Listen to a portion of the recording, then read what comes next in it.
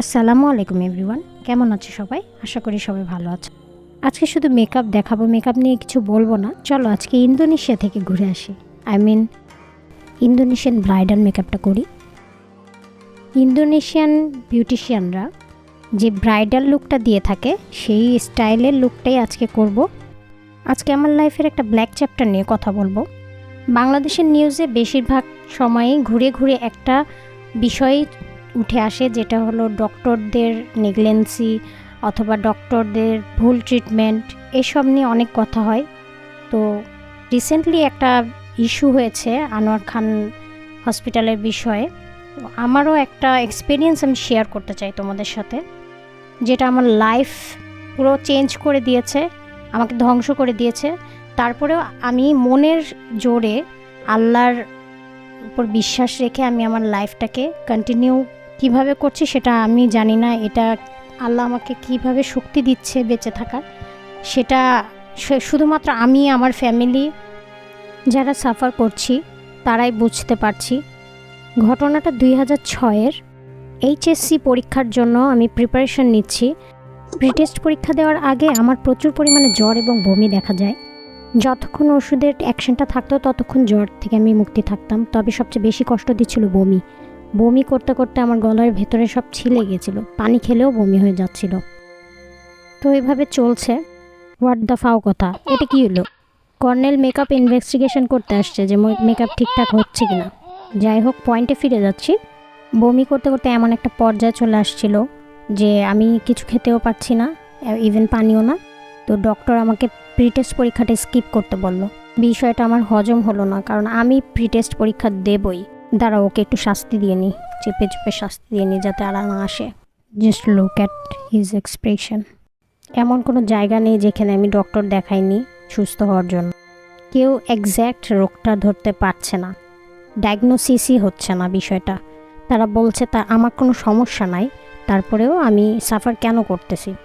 তো তারা তাদের মতো ধারণা করে এক একটা মেডিসিন প্রেসক্রাইব করছে, আমি সেটা খাচ্ছি, বাট আমার কোনো ইমপ্রুভমেন্ট নাই। এমন একটা সময় এসে দাঁড়ালো যেখানে আমার ইন্টার পরীক্ষা সামনে চলে এসছে, বাট ওইটা দেওয়ার মতো অ্যাবিলিটি, শক্তি আমার ভেতরে নাই। এক সময় আমার বডি স্যালাইন কনজিউম করাও বন্ধ করে দিল। আমরা সবাই জানি কখন বডিতে স্যালাইন আর টানে না। আব্বু ভেবেছিল আমার এটাই শেষ। আমাকে একজন ডক্টর বলল আমার টিবি হয়েছে, টিবির ইনজেকশন দিল। আরেকজন বলল ব্লাড ক্যান্সারের কথা। ব্লাড ক্যান্সারের ট্রিটমেন্ট শুরু করতে গেলে বডি প্রিপারেশনের জন্য কিছু ইনজেক্ট করতে হয়, সেটাও করা হলো। তো কোনো জায়গায় আমি আসলে ভালো রেজাল্ট পাচ্ছিলাম না। বিভিন্ন ইনজেকশনের কারণে আমার বডিতে প্রচুর পরিমাণে র্যাশ, চুল পড়া এবং স্কিনে বিভিন্ন ধরনের ক্ষত সৃষ্টি হলো। আমার বাবা তো ধরেই নিয়েছে আমার ব্লাড ক্যান্সার। আসলে আমি কোন ডক্টরের কথা বলবো, সবাই তো আমাকে চিকিৎসা করার ট্রাই করেছে এবং কেউই আসলে অ্যাকচুয়াল যেই রোগটা ধরতে পারেনি। তো অবস্থা অবনতি হয়েই গিয়েছে বিভিন্ন ধরনের চিকিৎসা করার জন্য। তো স্যালাইন নেওয়া বন্ধ হয়ে যাওয়ার সময় আমার বাবা খুব কান্নাকাটি করে আমার ফুপিদের কাছে ফোন করে। আমার ফুপিরা ইন্ডিয়ায় থাকে, তারা ইন্ডিয়ান ডক্টর সাজেস্ট করলো। গেলাম ইমার্জেন্সি ভিসা নিয়ে, আমার পাসপোর্ট ছিল, ইমার্জেন্সি ভিসা নিয়ে আমি ইন্ডিয়ায় গেলাম। ওখানে গিয়ে 2.5 মাস আমার ট্রিটমেন্ট চললো। যেই ডক্টরের কাছে আমি গিয়েছিলাম সেই ডক্টরকে আমি বাংলাদেশের সব প্রেসক্রিপশন শো করি। ডক্টর বলল এতদিন নাকি আমার রং ট্রিটমেন্ট হয়েছে, এবং এটাও বলল আপনার মেয়ে যে বেঁচে আছে এটাই হাজার হাজার শুকরিয়া আদায় করেন। ওর ভেতরে যে অর্গ্যানগুলো আছে এইগুলো ওর নষ্ট হয়ে যাওয়ার কথা, যে পরিমাণে ভুল ট্রিটমেন্ট ওর উপরে হয়েছে। বাট আল্লাহর অশেষ রহমতে আমার ভিতরের অর্গ্যানগুলো ভালো আছে, কিন্তু এফেক্ট হয়েছে আমার স্কিনের উপরে অনলি। সেই জন্য আমি কিছুটা মনে সাহস পেলাম। বলল যে আমি ট্রিটমেন্ট করছি, যেভাবে পারেন এই ওষুধগুলো স্কিপ করবেন না, এবং নিয়মকানুন অনেকগুলো দিল সেগুলো মেনে চলতে। এবং সেই ডক্টর বলল আমাকে পড়াশোনা বাদ দিয়ে স্টপ করে আমি আগে সুস্থ হয়ে যাই, তারপরে যাতে আমি পড়াশোনা শুরু করি। আমার সবচেয়ে বড় প্রবলেম এখন যেটা হয়েছে, আমি গরম সহ্য করতে পারি না, রোদে যেতে পারি না, চুলার সামনে যেতে পারি না। একটা মানুষের যে পরিমাণে গরম লাগে স্বাভাবিক মানুষের, আমার সেই তুলনায় 10 গুণ বেশি গরম লাগে। মানে আমার পরও মনে হয় আমার বডিটা আগুনে জ্বলতেছে। কয়েক মাস আমি বাসার বাইরে বের হইনি, লাইট বন্ধ করে ঘরে বসে থাকতাম স্কিনের দাগের জন্য, চুল পড়ে যাওয়ার জন্য।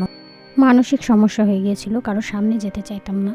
ছোটোবেলায় সবাই আমাকে বলতো আমি নাকি পুতুলের মতন দেখতে, বাট সেই চেহারাটা যখন নষ্ট হয়ে গেল আমি সেই কনফিডেন্টটা পাচ্ছিলাম না মানুষের সাথে মেশে আর কথা বলার।